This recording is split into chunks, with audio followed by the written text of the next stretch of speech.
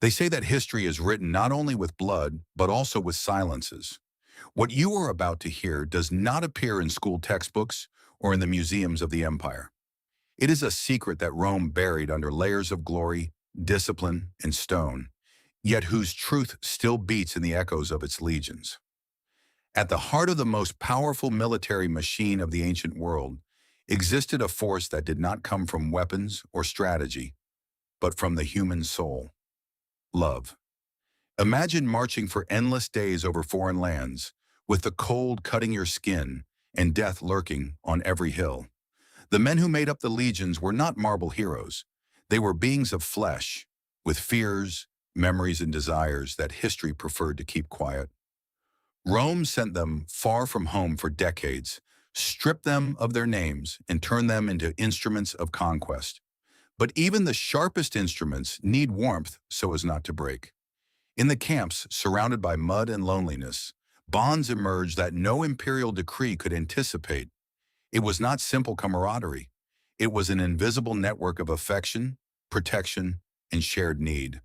Those men who slept under the same cloak, who ate the same bread and shared the same wounds, discovered that the only way to survive hell was by creating a small paradise among themselves. To the modern eye, it may seem strange to think that such a fierce empire found its strength in tenderness. But Rome was not just a city of marble and laws. It was a living organism, full of contradictions. On the one hand, it glorified virility, strength, and domination. On the other, it worshipped gods who loved without limits of gender or status. Jupiter and Ganymede, Apollo and Hyacinthus, stories that whispered an uncomfortable truth. Even on Mount Olympus, power needed love. Over the centuries, chroniclers tried to erase those traces. They changed words, omitted passages, and disguised the facts under the rhetoric of morality. However, among the ruins of the forts and the inscriptions on the walls, there are still signs of something more intimate, more human. Official history spoke of discipline and duty. Hidden history spoke of loyalty and emotion. What is unsettling is not that these unions existed, but that they were part of the most efficient war mechanism of their time. In the combat arena, the bond between two soldiers could mean the difference between life and death. They did not fight only for Rome. They fought for each other. That connection, invisible yet unbreakable, turned the legions into a supernatural force. Think about it. In a world where love was considered a weakness, Rome turned it into its most secret weapon. Behind the statues of emperors and the triumphal parades hides a truth that is much more fragile, and precisely for that reason, more powerful. History is not written only by the victors. It is also written by the hearts that dared to love where no one was supposed to. And here arises the question that will haunt us throughout the story. If love was capable of forging an invincible empire, was it also the crack that made it fall? To understand the secret of the legions, one must enter their nights. Not in the battles or the parades, but in the moments when the silence became so dense that the soul seemed to break. Imagine a Roman camp on the borders of the known world. Leather tents soaked by the rain, the smoke of the hearths mixed with the smell of iron and sweat, and the creaking of armor that never rested. Their loneliness was as real as the spears guarding the entrance. Every soldier carried on his shoulders more than his shield and sword. He carried the absence of his home, the echo of voices he would no longer hear, the certainty that Rome did not remember the names of those who died for her. Life in the army was a sentence to emotional exposure. 25 years of service, of endless marches, of wars that no one fully understood. In that void, the human spirit sought another way to survive. The long campaigns in Germania, Dacia, or Britannia broke not only bodies but also minds. The men who were trained as war machines ended up depending on each other to remain human. On freezing nights, they shared stories, fears, watered-down wine, and a warmth that was both physical and spiritual. Sometimes, without saying it, they found in their companion what the empire had denied them: comfort, understanding, affection. It was not a matter of desire, but of emotional survival. Modern psychologists would speak of the need for bonding in extreme environments, the same thing that happens with astronauts in a spacecraft or modern soldiers on a front line. Without contact, without someone to remind you that you still exist, the mind crumbles.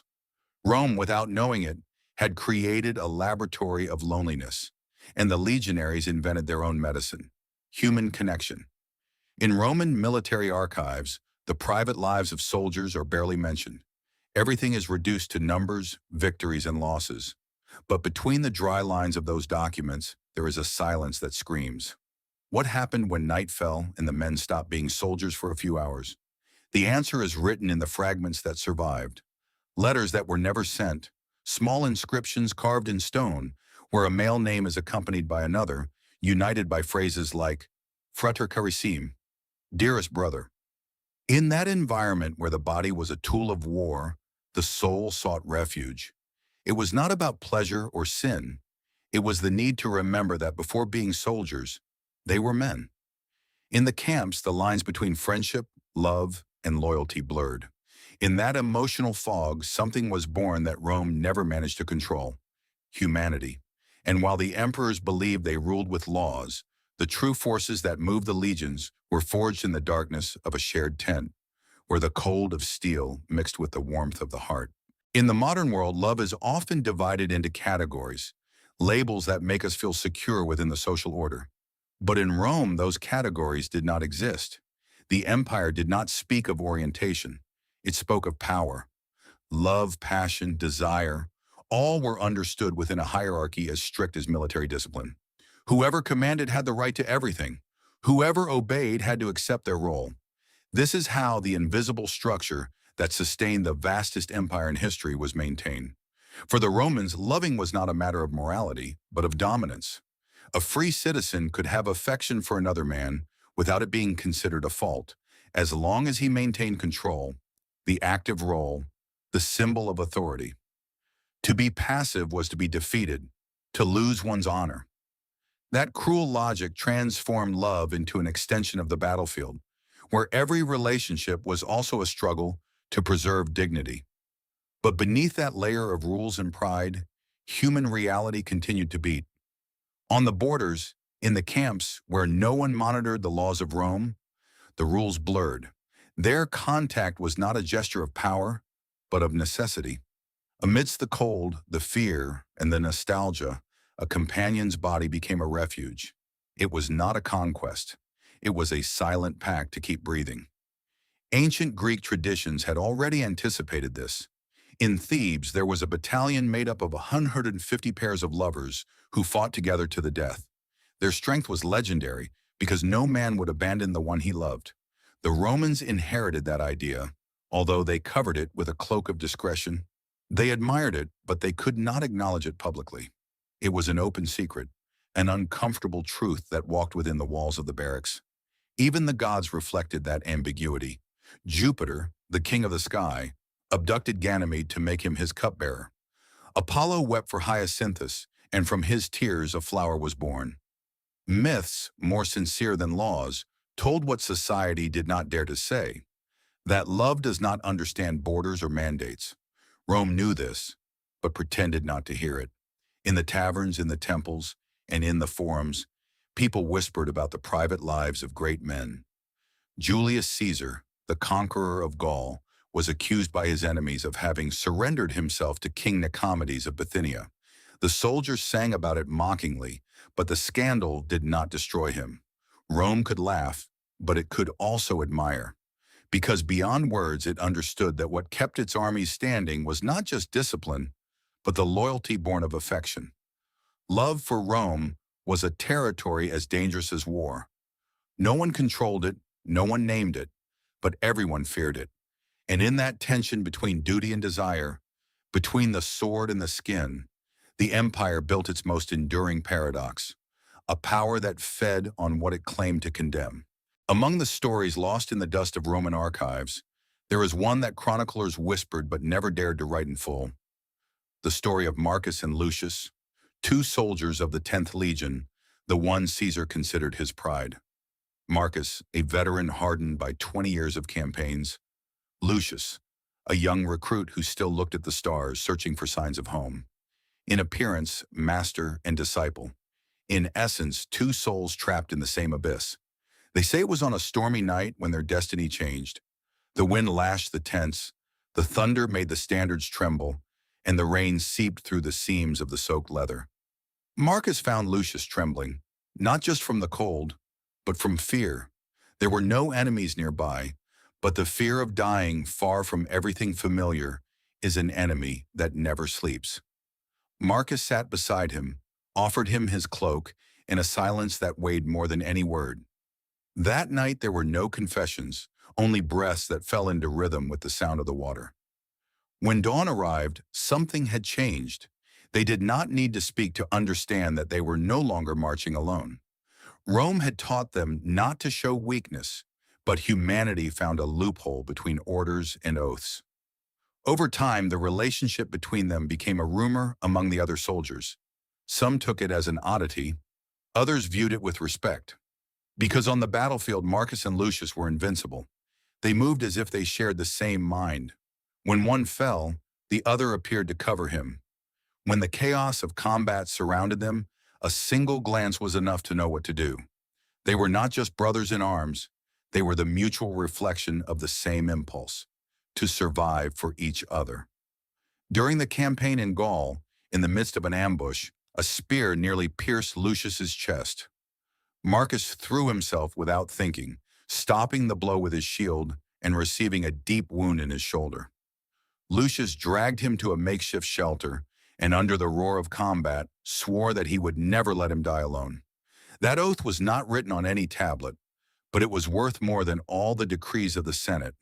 When they returned to the camp, the centurions pretended not to see anything. In the legions, certain bonds were tolerated if they maintained discipline. The officers knew that this strange union produced soldiers who did not flee, who fought to their last breath. Rome never officially recognized it, but many generals understood its power. Affection was a form of control as effective as fear. For the two of them, however, there was no calculation or strategy.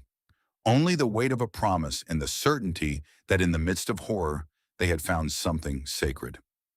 Not the romantic love that poets would invent centuries later, but a communion of the soul born of shared suffering.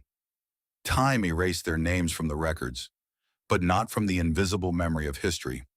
Sometimes in the fields where the legions camped, archaeologists find two graves together, of the same rank, with identical dates. No one can say for sure who they were, but among the echoes of the past, the wind still seems to repeat that oath that Marcus and Lucius left engraved in eternity. I will fight for you until Rome fades away. Julius Caesar was not only a military strategist, he was a meticulous reader of the human soul. He understood that no army could be held together solely by fear or punishment. Rome had built its empire on obedience, but Caesar discovered a deeper truth. Men do not die for a flag, they die for someone. And that certainty was what turned his legions into an unstoppable machine. In the camps, Caesar observed the dynamics that emerged among the soldiers. He knew that training forged discipline, but it was emotional bonds that created the inner fire. He did not promote it officially, but he did not forbid it either. He turned a blind eye to certain complicities, understanding that morality could be flexible when it served victory. That human weakness was transformed into a tactical strength. Extreme camaraderie generated a type of loyalty that no oath to the gods could match. Some ancient chroniclers hinted that the general even studied the psychological effects of these bonds. He had learned from the Greeks, especially from the sacred band of Thebes, that legendary unit composed of 150 pairs of lovers. Those men had proven in the 4th century BC that love could be a shield as powerful as iron. In their final battle, they all fell, but none fled. For Caesar, that was the perfect definition of Roman courage, to die together rather than live apart. The legionaries of the 10th, his most beloved unit, became a living laboratory of that emotional loyalty.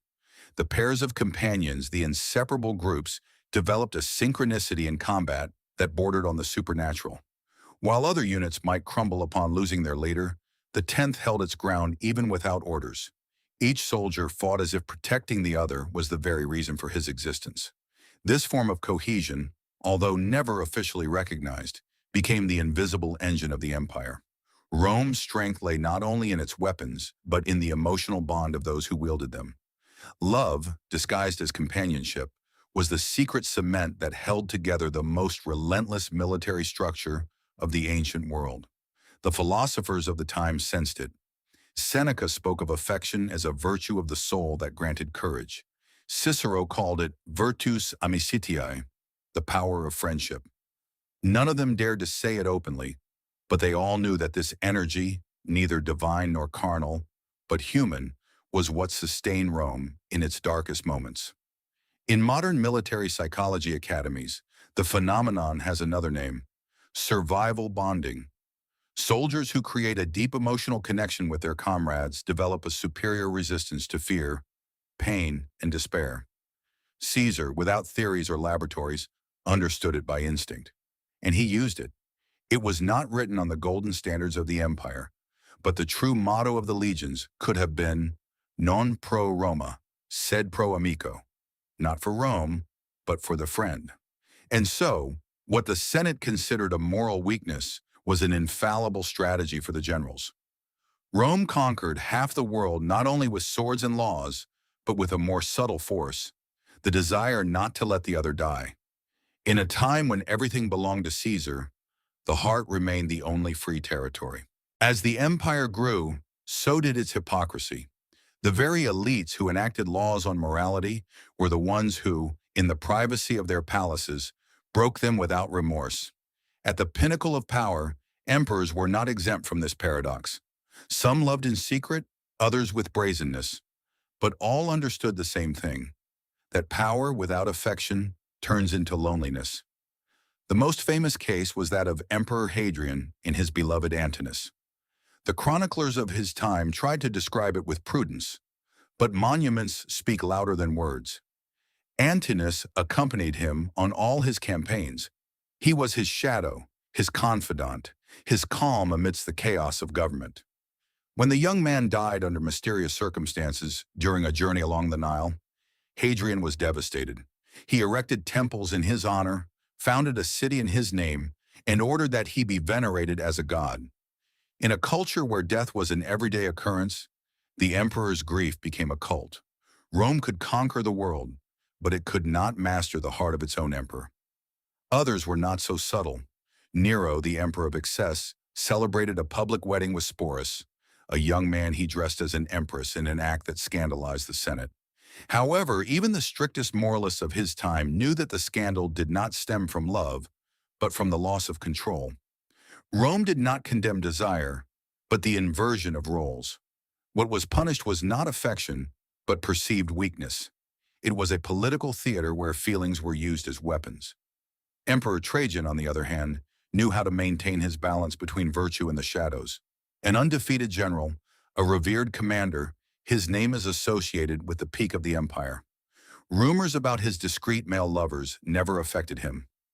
It was said that he rewarded soldiers who demonstrated loyalty beyond the call of duty. Official history calls it discipline. Secret history calls it devotion. Through these figures, Rome showed its true nature: a world where passions could coexist with politics, but never with weakness.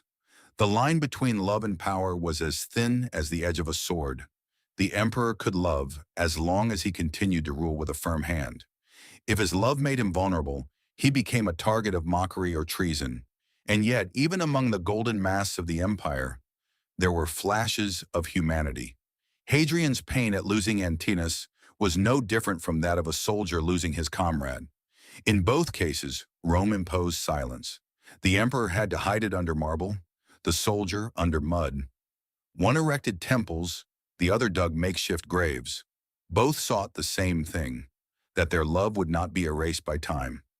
Roman religion, with all its gods and rituals, had been a mirror of those contradictions.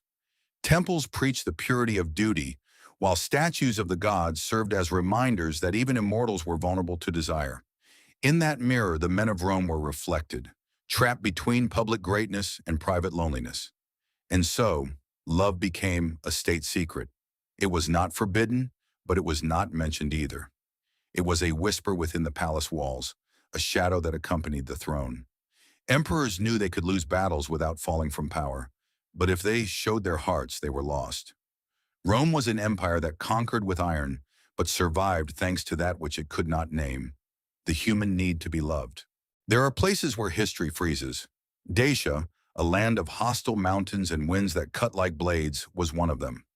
There, amidst Emperor Trajan's campaigns, the Roman legions faced not only the enemy, but the cruelest winter of their lives. The nights lasted an eternity, and the campfires barely managed to keep the cold at bay. In that desolate setting, the warmth of another's body became the invisible line separating life from death. In the campaign records, few details are mentioned about what happened in those isolated fortresses, but archaeologists have found fragments of letters, tablets with repeated names and shared objects buried together, traces of an intimacy that survived the passage of centuries. Rome could control the borders, but not the hearts of its soldiers. Among the many stories whispered from those years, one stands out, that of Gallus and Quintus, two legionaries assigned to a lost garrison in the mountains of Germania. They were night watchmen, guardians of a silence broken only by the howling wind. One night during a patrol, they were ambushed by a Germanic group that knew the terrain better than anyone. Amidst the chaos, an arrow struck Quintus, piercing his leg. Gallus, without hesitation, carried him on his shoulders and walked for more than 3 miles, braving the forest, the ice, and exhaustion. When they finally reached the camp, Gallus was on the verge of collapse. He slumped down next to his friend and, according to the Centurion's chronicles, whispered a phrase that survived in the memory of those who heard it. "I will not let you go, brother." No one knows if Quintus survived much longer after that, but the story of the two circulated among the legions like a silent song. In an army where the fear of betrayal was constant, that loyalty became a myth. During the long nights in Dacia, soldiers formed small packs of survival. They shared cloaks, wounds, and secrets.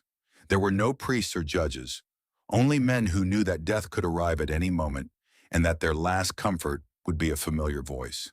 It was a kind of love that needed neither a name nor permission, an alliance born of the cold, a prayer without an altar. Emperor Augustus had forbidden soldiers to marry, fearing that emotions would distract them from their duty. But the human heart always finds cracks through which to escape.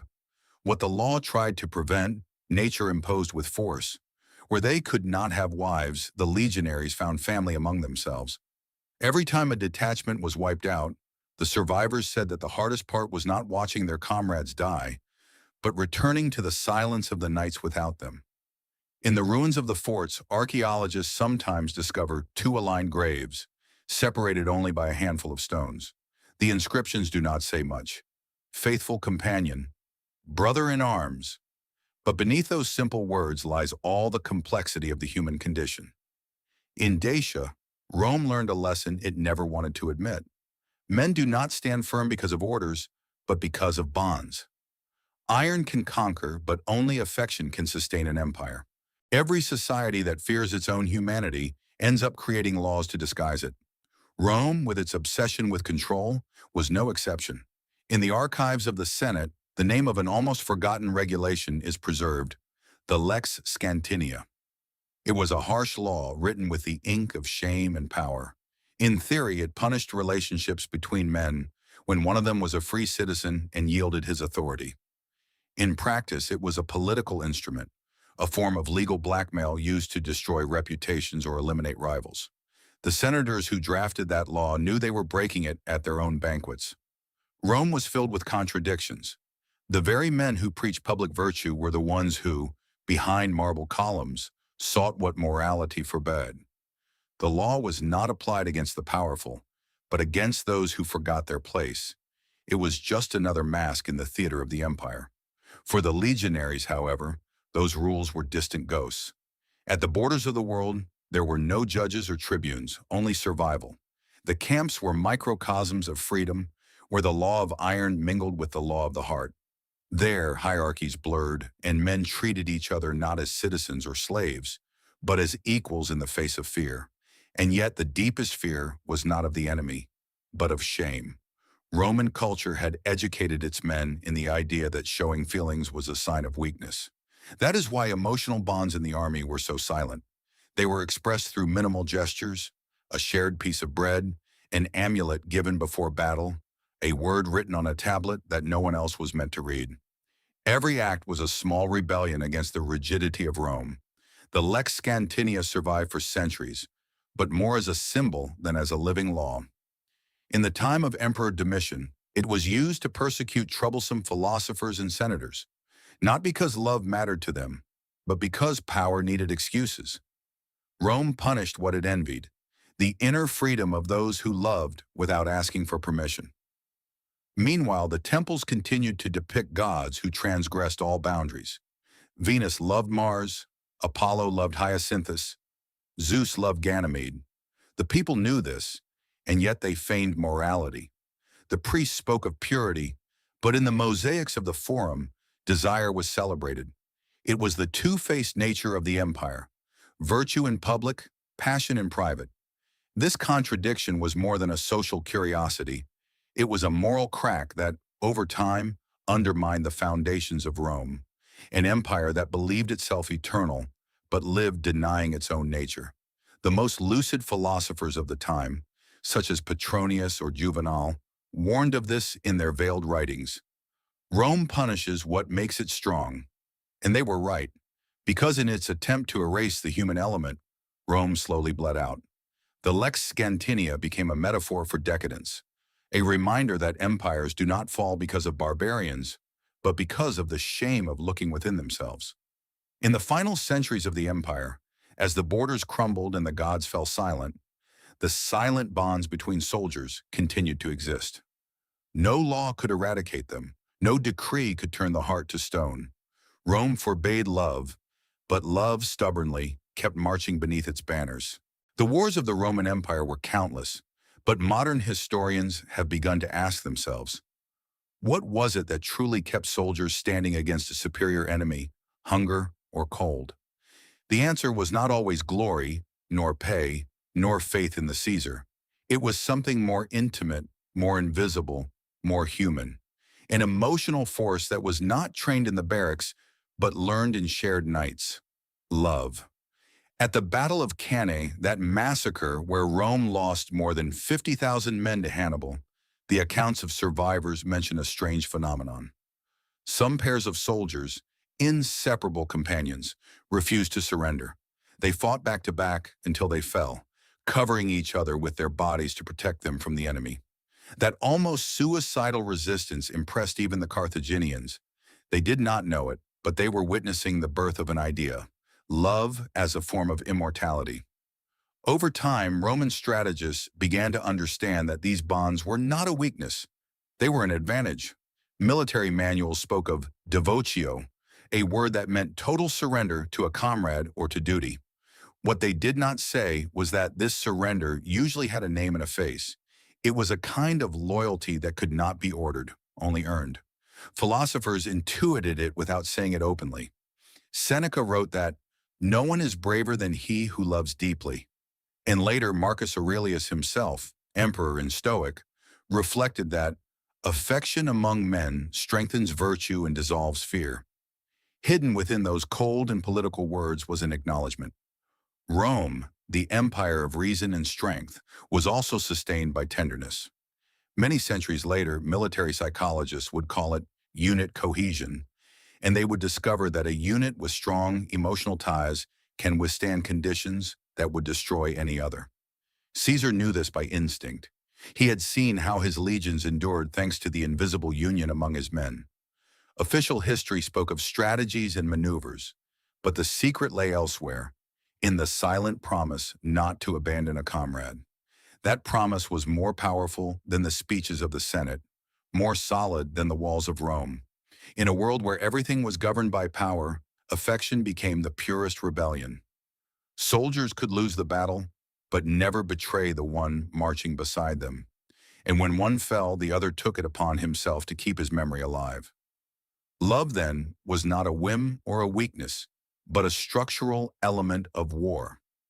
In the following centuries, this lesson would be repeated over and over again, from the armies of Alexander to those of Napoleon. Shared emotion turns men into legends. Rome did not write it in its laws, but left it engraved in its ruins. The mosaics, the tombstones, the lost inscriptions speak to us of something that survived conquests and defeats. An anonymous phrase found on a military wall in northern Britannia summarizes the soul of the empire better than any speech. I loved and therefore I fought.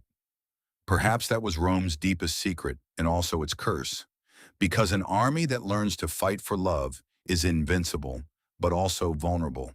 And just as affection united the legions, its absence over time caused them to fall. Rome fell more than 1,500 years ago, but its shadow lives on in the foundations of our cities, in the laws we obey, and in the symbols we still revere.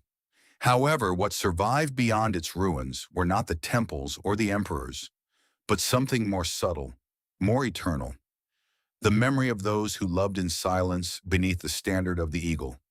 On the forgotten borders of the empire, where the wind still whispers among broken stones, archaeologists find fragments that seem insignificant. Two identical rings, a tablet broken in two, names engraved on the same piece of marble. There is no proof of their stories, but there are echoes. Echoes of a humanity that neither iron nor laws could destroy. Because Rome, with all its power, could not control what it feared most: the heart.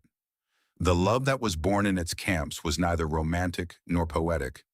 It was a love forged amidst mud and dried blood, between obedience and fear. It was the purest expression of the human need not to die alone. Those soldiers, forgotten by history, unknowingly built the first universal lesson of the military soul: that strength without compassion is simple brutality, and that loyalty without love cannot withstand the test of time. Today, when we speak of modern empires, economic, technological, ideological, we continue to repeat the same mistakes. We seek power without empathy, progress without tenderness. But Rome already warned us of what happens when an entire world renounces human warmth. It grows cold until it shatters. The fall of the empire was not just a political or military issue, it was emotional. When Rome lost the capacity to feel, it ceased to be Rome. And yet its deepest legacy was not conquest, but connection. The men who shared the cold of the campaigns, the emperors who secretly wept for their beloveds, the slaves who found comfort in a glance. All of them, from the highest to the lowest, prove that love is the only force capable of defying death and time. Among the remains of Hadrian's Wall, an inscription almost erased by the centuries reads, "Here lie two soldiers who marched together." There are no dates or names, just that phrase. Perhaps it is the best synthesis of the Roman soul. Not power but companionship, not glory but shared memory. And if we close our eyes, we can still imagine the echo of their footsteps, the sound of shields falling, the final sigh of those who found a momentary home in war. They say that every civilization is measured not by what it conquers, but by how it remembers. Rome, with its silences and contradictions, left us a truth that continues to burn: that love, even in the darkest places, is a form of victory. Thus ends this tale, not as a confession of ancient scandals, but as a prayer to the humanity that still slumbers within us. Because empires fall, laws change, but the heart, that indomitable soldier, always returns to the battlefield. If you believe that history still holds secrets that no one dares to tell, stay with us. What you have just heard is only a spark of the fire that time could not extinguish.